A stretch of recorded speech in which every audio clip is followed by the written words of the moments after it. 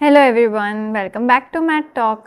આજનો આપણો વિડીયો છે વેરિકોઝ વેન્સ. આજના વિડીયોમાં તમને જાણવા મળશે વેરિકોઝ વેન્સ શું છે, એના કોઝિસ શું છે, રિસ્ક ફેક્ટર્સ શું છે, એના સિમ્ટમ્સ શું છે, અને એ થાય તો ટ્રીટમેન્ટ શું છે અને ના થાય એના માટે શું કરવું જોઈએ. સૌથી પહેલાં વેરિકોઝ વેન્સ શું છે? એ એવી નસોને કહેવામાં આવે છે જે સૂજી ગઈ હોય અને મોટી થઈ ગઈ હોય. આ યુઝ્યુઅલી એ નસોમાં જોવા મળતું હોય છે જે આપણા ચામડીના સરફેસની નજીક હોય છે, જેને સુપરફિશિયલ વેન્સ કહીએ છીએ. અને એ યુઝ્યુઅલી પગમાં જોવા મળતું હોય છે, કારણ કે બહુ લાંબા સમય સુધી બેસવા, ચાલવા કે ઊભા રહેવાથી આપણા પગની નસો પર પ્રેશર પડે છે અને એના લીધે વેરિકોઝ વેન થતું હોય છે. વેરિકોઝ વેનનો એક માઇલ્ડર ફોર્મ છે સ્ટાર્ટિંગ ફોર્મ, જેને સ્પાઈડર વેન્સ કહેવાય છે, પણ એ યુઝ્યુઅલી કોસ્મેટિક કન્સર્ન છે અને હાનિકારક નથી. હવે વેરિકોઝ વેન્સ થાય તો એ કેવી દેખાય છે? તો એ ડાર્ક પર્પલ એટલે કે જાંબલી કલરની કાં તો બ્લુ વાદળી કલરની જોવા મળતી હોય છે, કાં તો અમુક વાર આપણો જે ચામડીનો રંગ હોય, સ્કિન કલર હોય એવા રંગની હોય છે, અને એ ફૂલેલી હોય છે અને આપણે કોર્ડ જેવી ફીલ આવતી હોય છે. યુઝ્યુઅલી વેરિકોઝ વેન્સ એ પેઇનફુલ નથી હોતી, પણ અગર એ પેઇનફુલ હોય તો એની સાથે ત્યાં ખંજવાળ આવી, બળતરા બળવા, ઝબકારા મારવા, મસલ ક્રેમ્પ્સ આવવા, બહુ લાંબા સમય સુધી બેઠા હોઈએ કે ઊભા રહ્યા હોઈએ, એના પછી દુખાવો બહુ વધી જવો, આ બધું થવાની શક્યતા હોય છે. અને અમુકવાર જે નસ ફૂલેલી હોય એની આજુબાજુનો ચામડીનો રંગ પણ બદલાઈ જતો હોય છે. હવે વેરિકોઝ વેન્સ થાય કેમ છે, એનો કોઝ શું છે? તો આપણા પગની નસો જે હોય છે એ બધું લોહી આપણા હૃદય સુધી પહોંચાડવાનું કામ કરતી હોય છે પગથી.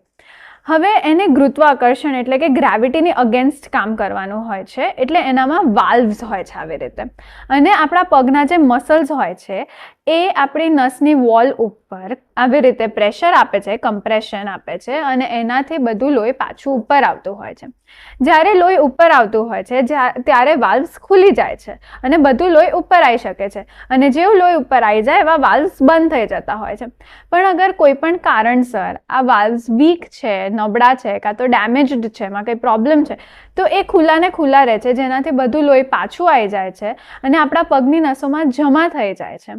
અને જમા થયેલા લોહીની લીધે આપણા પગની નસો ફૂલી જતી હોય છે અને એના લીધે વેરિકોઝ વેન્સ થતું હોય છે.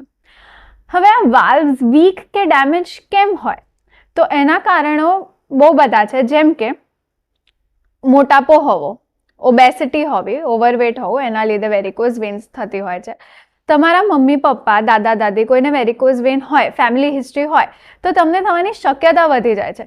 બહુ લાંબા સમય સુધી ઊભા રહેવા, બેસવા કાં તો ચાલવાથી પ્રેશર બહુ પડતું હોય છે વેન્સ ઉપર, ને એના લીધે પણ વેરિકોઝ વેન થઈ શકતી હોય છે. એના સિવાય પ્રેગ્નન્સીમાં વેરિકોઝ વેન જોવા મળતી હોય છે, કારણ કે જ્યારે ગર્ભ હોય ત્યારે બાળકના વજનથી વેન્સ ઉપર વજન પડે છે અને એના લીધે નસો ફૂલી જતી હોય છે. પરંતુ એ યુઝ્યુઅલી ટેમ્પરરી હોય છે, એટલે કે ખાલી પ્રેગ્નન્સીના દરમિયાન જોવા મળે છે અને ડિલિવરી થયા પછી જતી રહેતી હોય છે. એના સિવાય સ્ત્રીઓમાં હોર્મોનલ ચેન્જીસના લીધે વેરિકોઝ વેન વધારે જોવા મળે છે, અને જેમ જેમ ઉંમર વધે એમ એમ આ વાલ્વ્સ વીક થઈ જાય છે, ડેમેજ થઈ શકે છે, ઘસારો થઈ શકે છે વાલ્વ્સનો, એના લીધે વેરિકોઝ વેન્સ મોટી ઉંમરમાં જોવા મળતું હોય છે. હવે આપણે રિસ્ક ફેક્ટર્સ, કોઝિસ આ બધું તો સમજી લીધું, પણ વેરિકોઝ વેન થઈ જાય તો આપણે એની ટ્રીટમેન્ટ શું છે?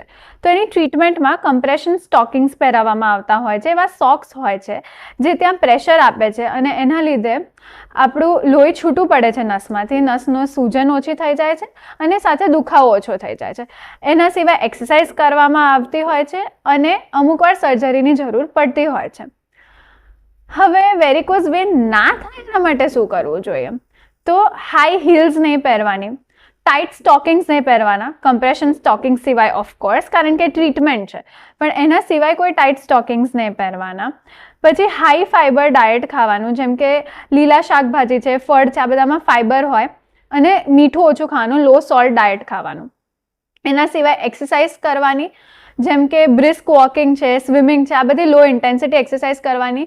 જો વેરિકોઝ વેન્સ હોય, થોડી બી હોય, સ્ટાર્ટિંગ હોય, તો હાઈ ઇન્ટેન્સિટી એક્સરસાઇઝ જેમ કે જમ્પિંગ છે એ બધું નહીં કરવાનું, અવોઇડ કરવાનું.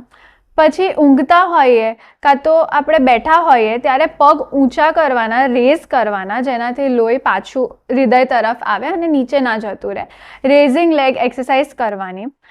એના સિવાય લાંબા સમય સુધી બેઠા હોઈએ, ઊભા હોઈએ, ત્યારે થોડા સમયે આપણી પોઝિશન ચેન્જ કરતા રહેવાની, એક જ પોઝિશનમાં નહીં બેસી રહેવાનું.